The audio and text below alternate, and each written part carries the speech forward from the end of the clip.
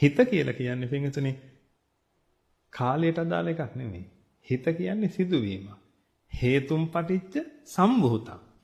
හිත කියන්නේ. හේතුම් පටිච්ච වුණාම හැදිච්ච සම්භූතයක් හිත කියලා කියන්නේ. එහෙනම් සිදුවීමක්. මේ වෙලාවේ සිදුවීමක් වෙනවා. හිතීම කියන සිදුවීම වෙනවා. ඔකේ තියෙනවාද රූප වේදනා සංඥා සංකාර විඥාන. රූප කියලා කිව්වේ සිදුවීමක්.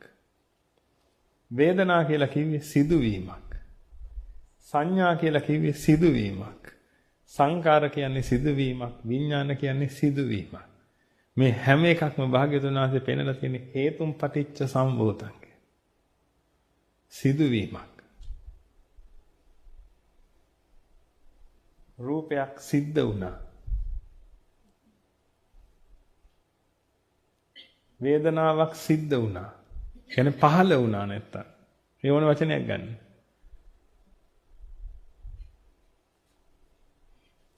සංඥාවක් පහළ වුණා, සිද්ධ වුණා.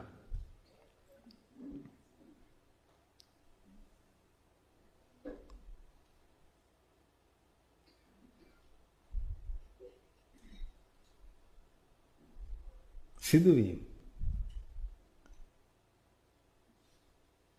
එහෙනම් ඔය හිතක් සිද්ධ වෙනවා දැන්. ඒ සිද්ධ වෙච්ච හිත ඒ හිතේ ඒ සිද්ධ වෙච්ච ඒවා රූප වේදනා සංඥා සංකාර විඥාන කියලා ඒ ආවේව රොඩු. අපි කියනවා නාම ගොත්ත. මතකය.